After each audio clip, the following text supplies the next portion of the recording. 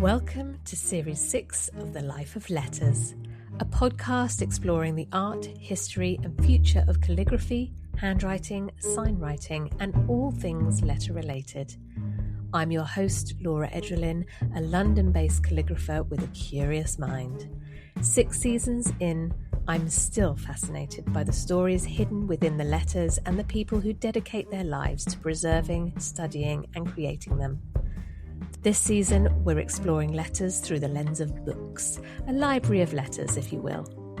As we begin another season of conversations and discoveries, I'm delighted that The Life of Letters is once again kindly sponsored by Speedball Art, champions of craftsmanship and creativity, helping keep The Life of Letters thriving across generations.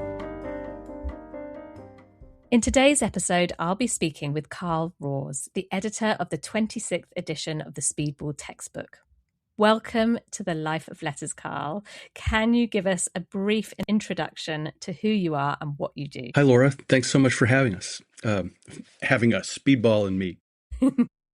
I've been a lettering artist for more than 50 years now. I was a independent sign painter for a long time. I've taught lettering and typography at Cabrillo College since 1984, and I've taught workshops all around the country and actually lucky enough to teach all around the world since the mid-'80s also. And I've been the editor of Alphabet, the Journal of the Friends of Calligraphy, which is San Francisco's calligraphy guild, for 11 years now. And now I am lucky enough to be doing the Speedball books.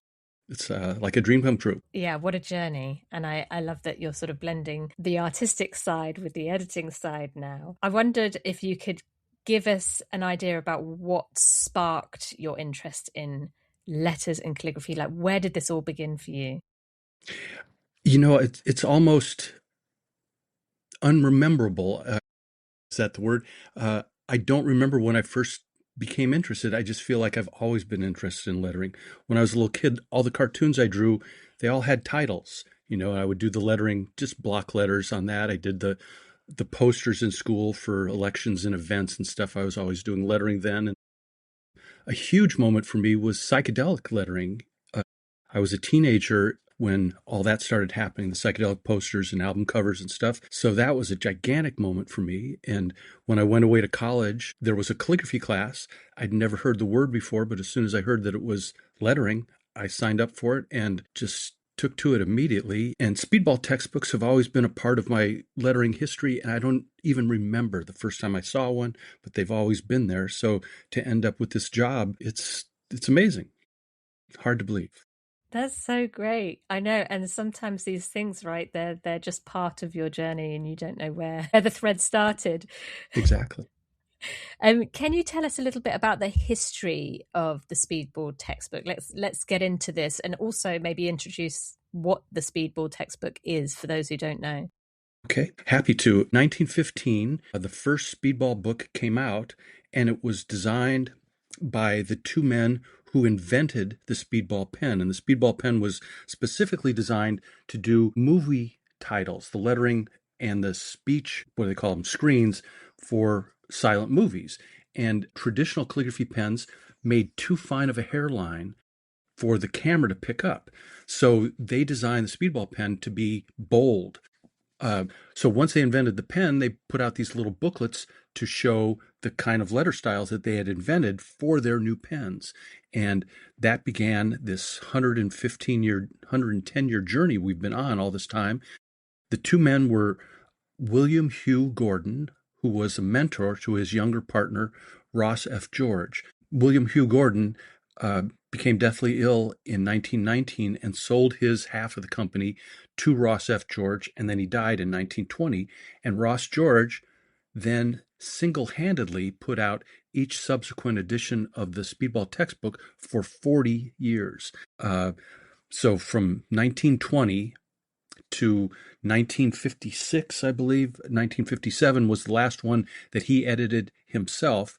And that's how many editions was 12 editions over those 40 years. And after that, the company, the Speedball company, took over and they were sort of edited by committee for a while. And finally, in 1991, I'm sorry, Judy Caston and Joanne Fink took it over. And that's when it really became aimed right at calligraphers, because Ross F. George had aimed it at professional sign people who were doing show cards and ticket writing and stuff like that, as well as calligraphy. And it slowly evolved into having more and more calligraphy towards the end of Ross George's time as editor.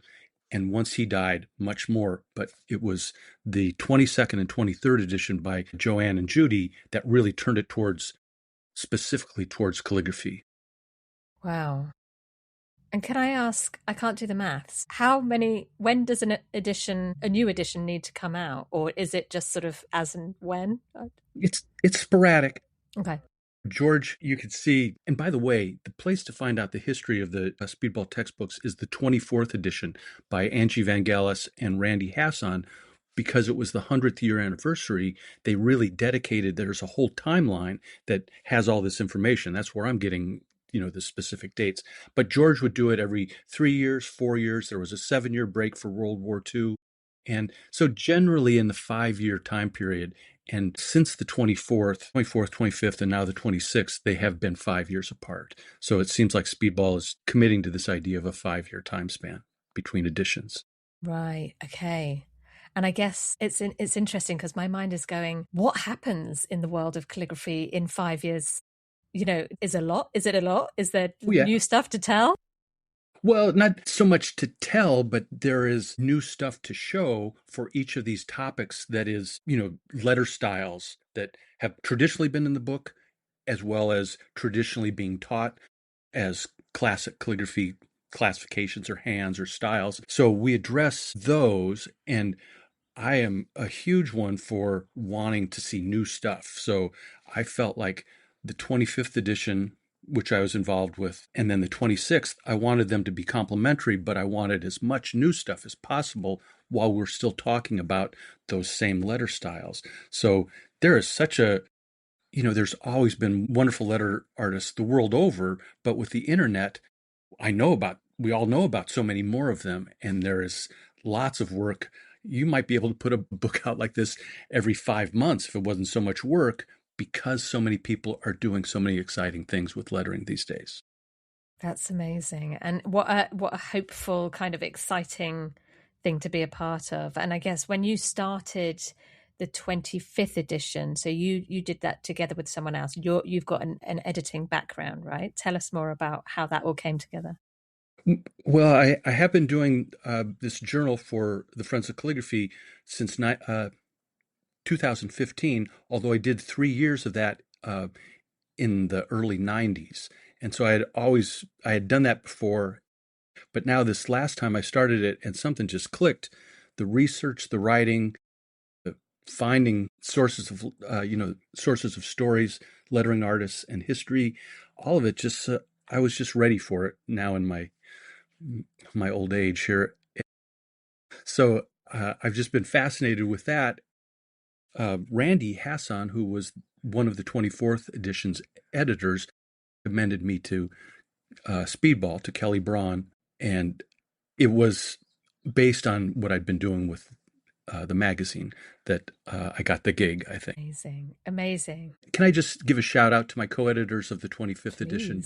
It was Suzanne Cunningham and Sachin Shah, and they were both wonderful to work with, but they weren't the designers. And because I was doing the design, I hope they didn't feel like it was a power grab, but I just kind of took over because I was laying out the pages, and it was so much fun to lay out those pages. Those early meetings were so exciting to see what we were doing with the pages.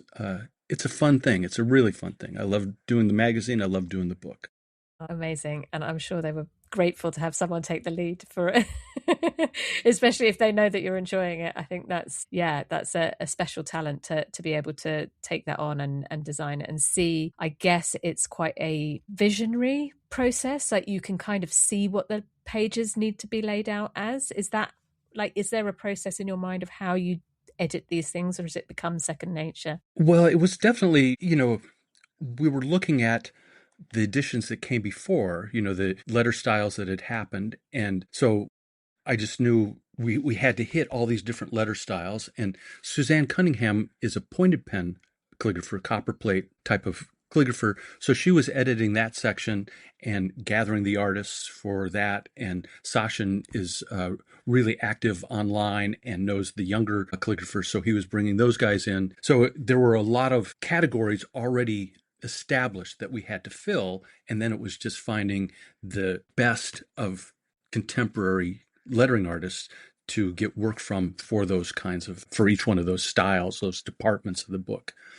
And the other thing that's the tradition of the Speedball textbook is that George would repeat plates from edition to edition. He'd do a classic plate, and then he would put that in with new stuff every edition, but things were repeated. So we did have that to fall back on, that we could use earlier work if we wanted. But I just always thought, well, if we're going to print this, let's find something new. Let's find the greatest that's happening now, or old classics that people may not have seen. That's also really important to me. I love the history of, and especially great work that should have been seen from the 50s or the 60s or the 80s, whenever. If it was low on the radar, I love to bring that in, as well as have fresh new.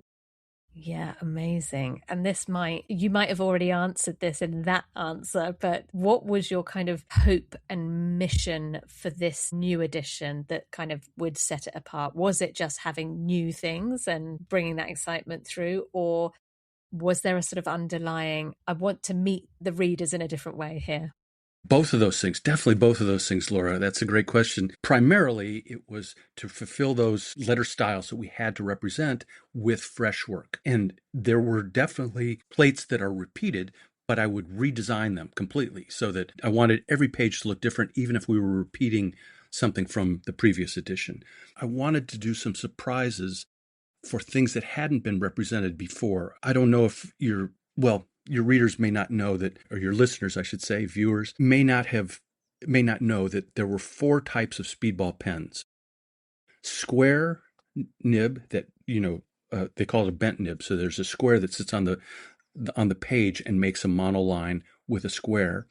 And there's a round. Then there was a C, the flat tool, like a normal calligraphic pen is the C, and the D was an oval. So I'd never been that interested in those monoline tools as I've been growing up. I always liked calligraphy type stuff, but I started to uncover great stuff about the B. So the B section is really expanded this time, and I was able to do a plate of my first art hero, Rick Griffin, who was a surf cartoonist and a psychedelic poster artist, and he used a Speedball pen throughout his career. And he used it also as the representative of his alter ego. In some of his cartoons, he would show an ink bottle holding a Speedball pen as a lance, as a sword, So the Speedball pen was always his representation of the artwork that he did. And nobody's made this connection. He's a legendary artist in especially psychedelic posters and the surfing world, and nobody had put this together. So there's a whole spread devoted to my boyhood hero, Rick Griffin, because he used the Speedball pen, his relationship with the B nib of the Speedball pen. So it's stuff like that. One of the first calligraphers that was represented in the Speedball textbooks towards the end of Ross George's life was Ray DeBall, a very famous commercial calligrapher from Chicago. And he was in the 18th and 19th and 20th edition and hadn't been since the 20th. And so I was able to put a page of Ray DeBall's work in, because he's a warm calligrapher you could just see by looking at his letters. So there are all these little things that were close to my heart that, with the freedom that Speedball gave me to edit the book, that I was able to, do this subterfuge of my heroes growing up as a lettering artist. Amazing. Yeah. And it's like a homage to those that have inspired you, I guess, even if it wasn't in the immediate kind of, I'm inspired by this particular artist. But even growing up, there was letters coming into your world through other means. Yes. All right, 2 questions. One, when you say plates, is that how you lay it out? Is that what gets printed on? Well, Plates, it was just another thing to say a design, a page of alphabets, a page of an alphabet or a letter style. It's just, I guess it's an old-fashioned term for a layout page, a plate. Okay. Okay, I just thought I'd check. And then also, have you got any kind of standout artists or styles? Well, my old friend John Stevens is a calligrapher from New York. He lives in North Carolina. He's lived in North Carolina for quite a while, and he's generally considered pretty much the best there is. And so I featured John on lots of plates in both the 25th and here in the 26th. But I have so many lettering heroes that I'm lucky enough are my friends that I could talk for a long time. If you've been enjoying The Life of Letters, I'd love it if you'd hit subscribe wherever you're listening today. It's a simple way to support the podcast and make sure you never miss a new episode. And if you know a fellow letter lover, why not share it with them too? Now let's get back to the episode. There was a wonderful woman artist here from San Francisco named Georgia Deaver who passed away in 2013, and she had the lightest touch in the world with any tool she had, a brush or a quill or a pen, and just a delightful, unique, original artist. And I featured her quite a bit in the 25th, as well as returning to her in the 26th. Boy, I could just go on and on. Who else? If I open up the index here from the last one, there's so many heroes from the past. Howard Glasser was a crazy old guy who was born in New York, but he made his career in Massachusetts, and we featured him in the 25th quite a bit. Oh, Michael Clark.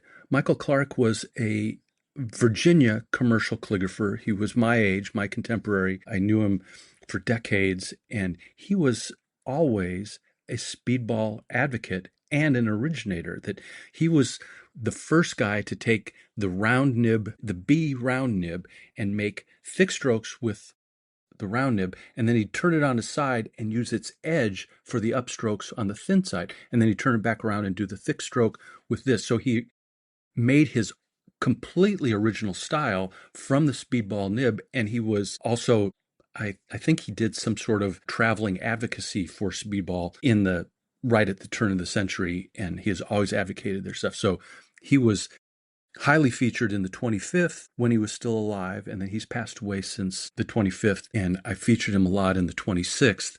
In fact, I dedicated the book to 6 different lettering artists who had been in previous editions and had died since the 21st, and the book is dedicated to them. And Michael's the prime one, along with Sheila Waters, who was also the queen of calligraphy. She was a British calligrapher who spent most of her career here in the United States, and she just passed away in 2024. So there's a page of her work. And not only Sheila, but her son Julian Waters is one of the greatest calligraphers in the world, and he is featured throughout both the 25th and the 26th. Well, as far back as the 21st edition, actually, Julian's work was on the cover of the 22nd. So he's been an important artist for representing speedball since about 1990, but very important in the latest edition as well as his mother. So they're calligraphy royalty, and so lucky to have them in the book and to have been able to call both of them good friends. I could go on and on about this, Laura. I've opened up a can of worms, haven't I?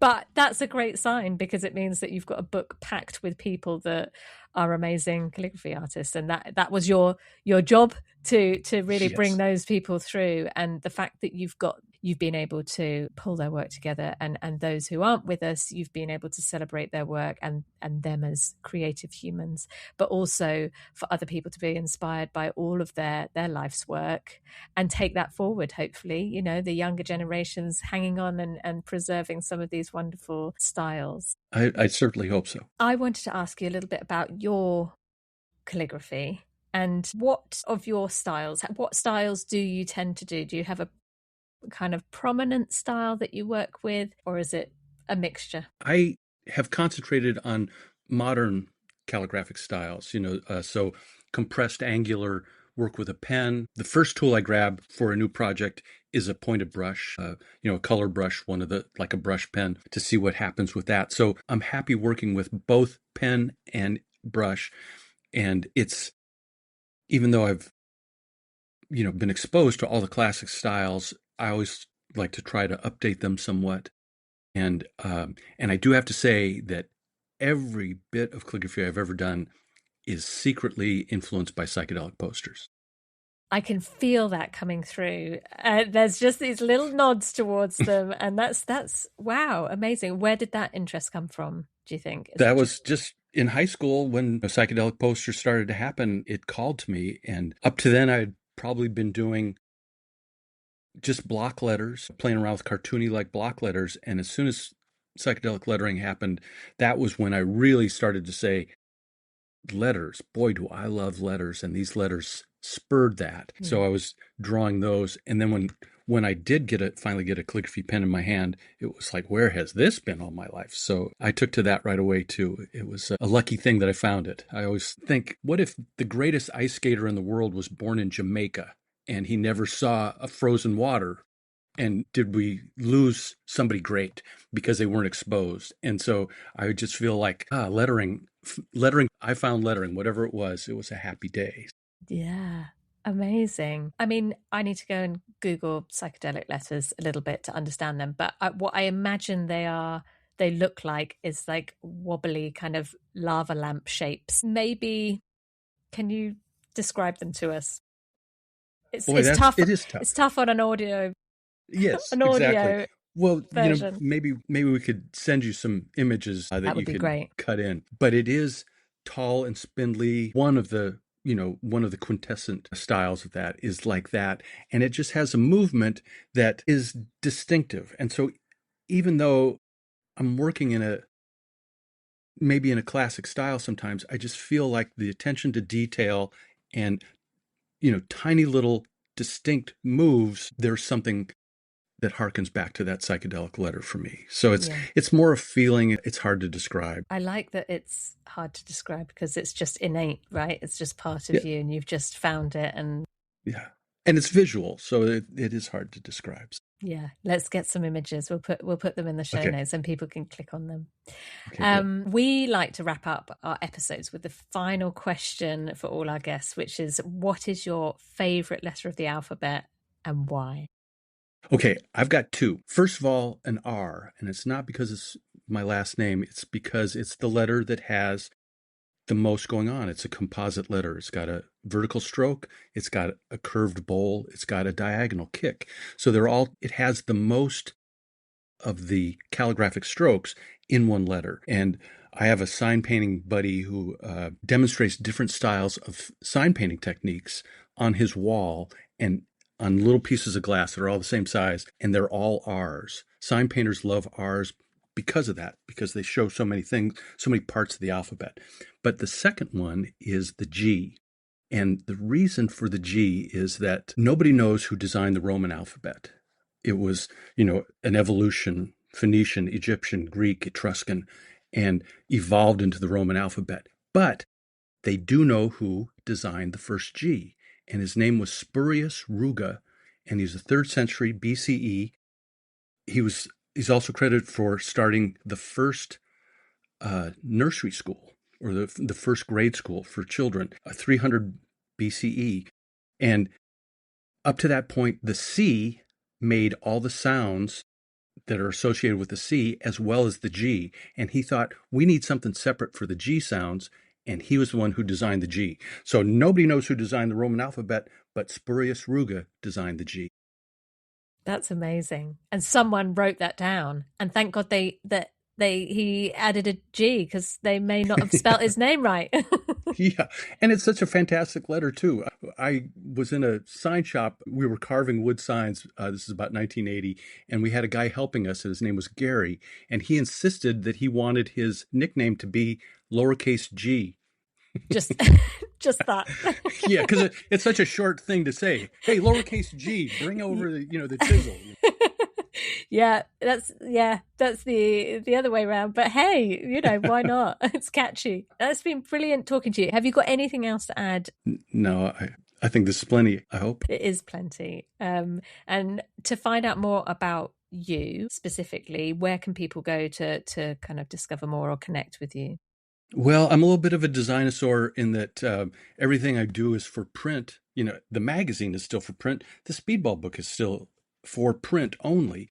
But, I don't have much of an online presence. I don't have my own website. I guess you could look at my Facebook page. I don't know. Yeah, you're going to have to Google me, I suppose. I guess there's stuff there. You'll come up. But about the Speedball textbook, our website is www.speedballart.com, and there will be announcements about the book. We're expecting them any day now, the regular edition. But can I mention that there is also going to be a large size edition for the first time in Speedball's history for the 26th edition. When we found out we were going to do it, it was after we had sent the regular one to the printers. So we decided to add 6 more pages, and it's a large size for the first time, and that will be coming out end of the summer, start of the fall. So there's going to be 2 slightly different versions, I should say, of the 26th edition.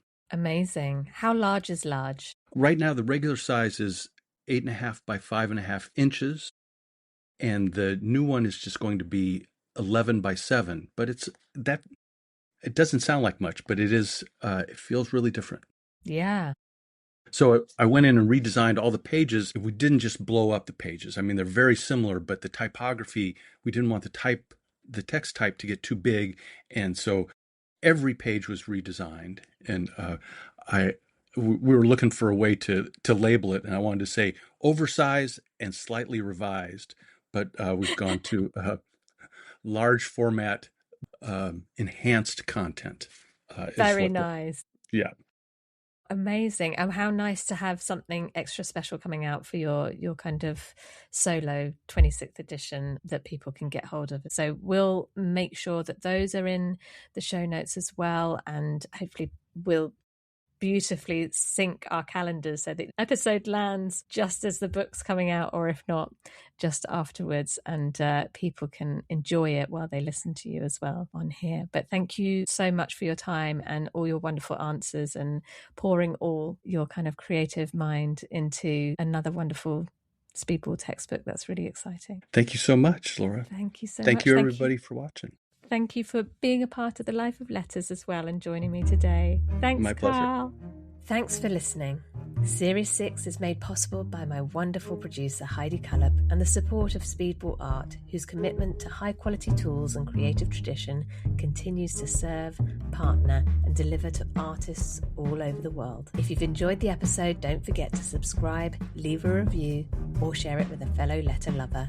And until next time, keep listening, keep creating, and keep celebrating the life of letters.